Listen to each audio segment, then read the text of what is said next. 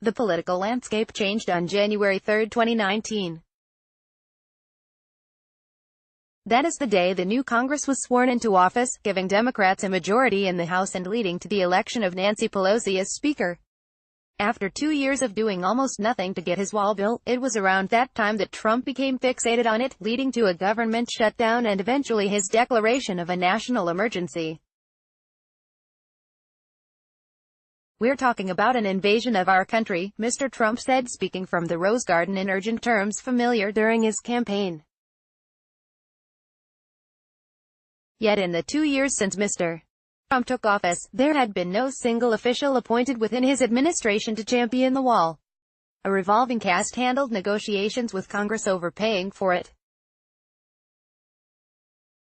And the picture of what, exactly, the wall should be kept shifting. In late 2017, Mr. Trump talked privately to his staff about limiting the length of new wall construction, because such natural barriers as a valley of snakes on the border already deterred passage. The wall's re-emergence as a top priority within the White House came after the Republican Party's loss of the House in November's midterm election, and after goading from conservative media kept Mr. Trump focused on the border wall, current and former White House officials said.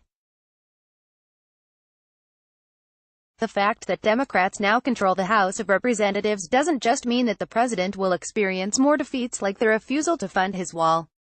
Democratic Representative Adam Schiff now chairs the House Intelligence Committee.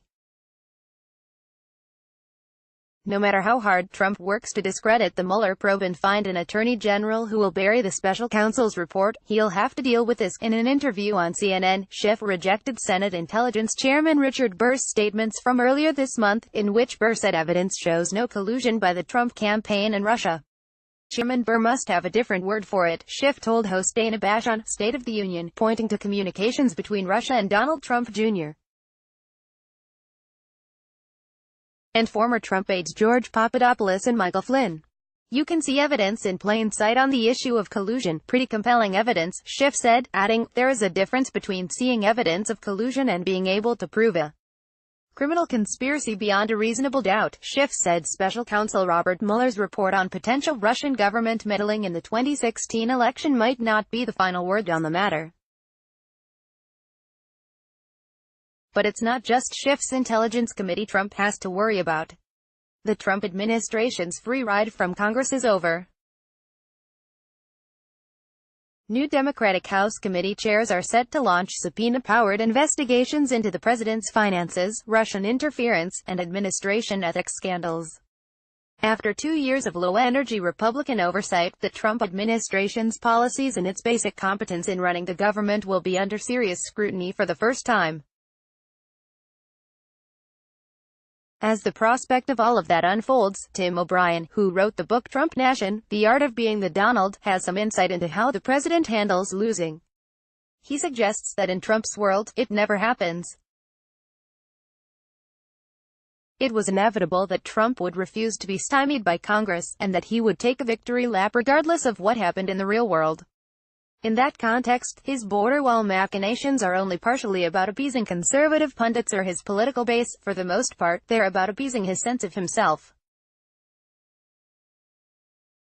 He's been doing this sort of thing his entire life. Spinning victory yarns from incontrovertible losses was a hallmark of his troubled business career.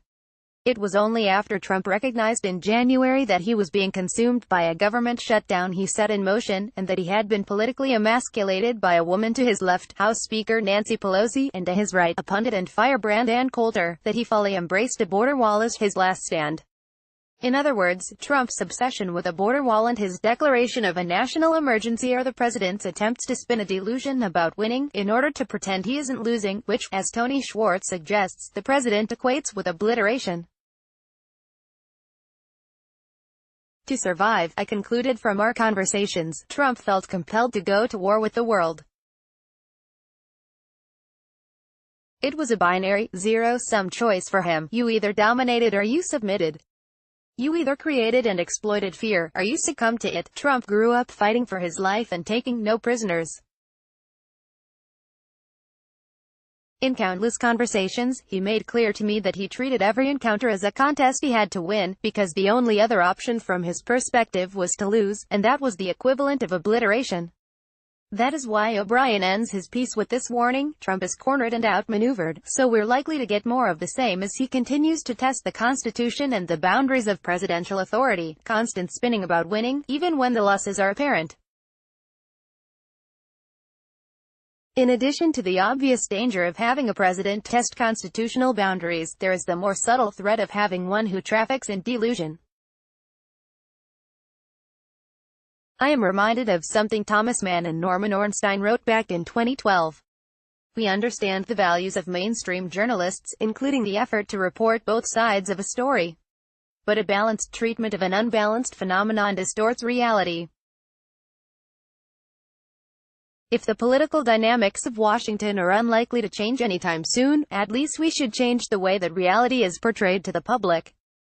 Donald Trump and his enablers will do everything in their power to distort reality as the president faces the prospect of losing. That is what propaganda looks like.